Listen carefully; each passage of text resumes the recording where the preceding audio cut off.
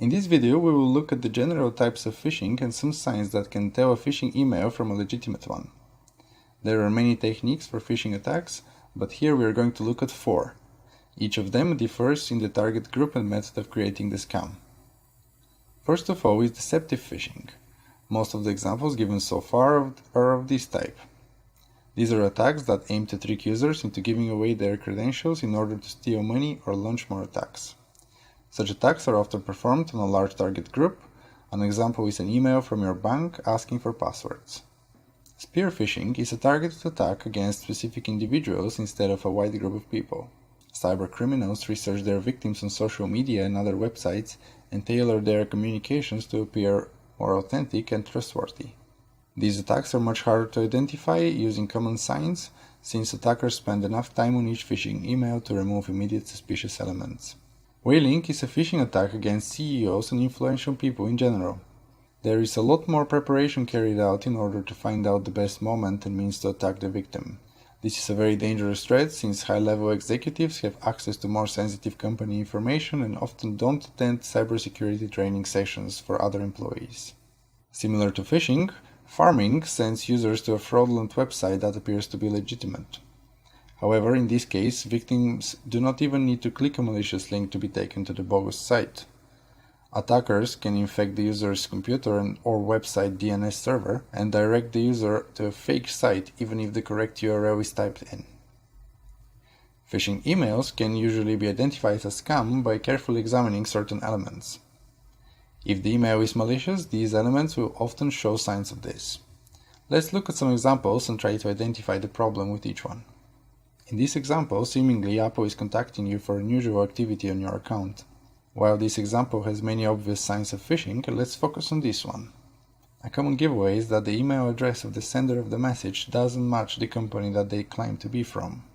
In this case, you would expect the email to end with apple.com instead of store.com.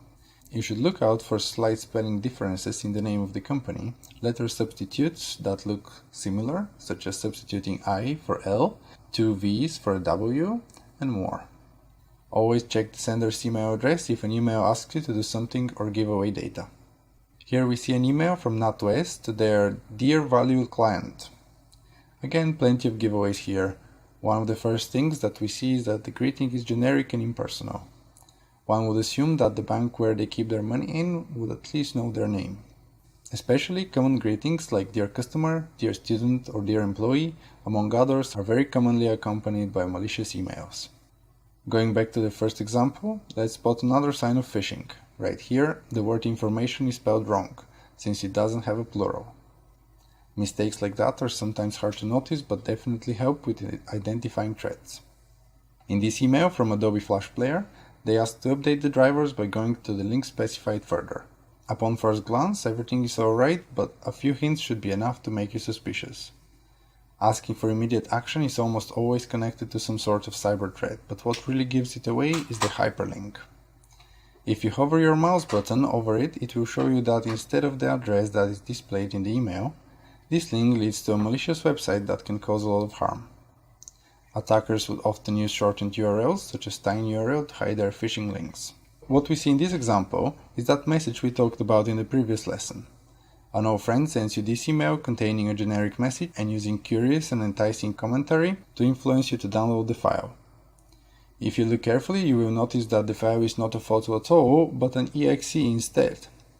These files are some of the most dangerous, and if given access, can install whatever they want on your computer. These attachments are sometimes disguised as billing information within doc files, avoiding most firewalls and antivirus software.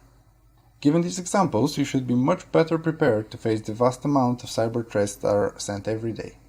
Remember, your best weapon is your wits, and it can beat almost all of the phishing emails that you might receive. This marks the end of all videos. Please proceed to the final test now.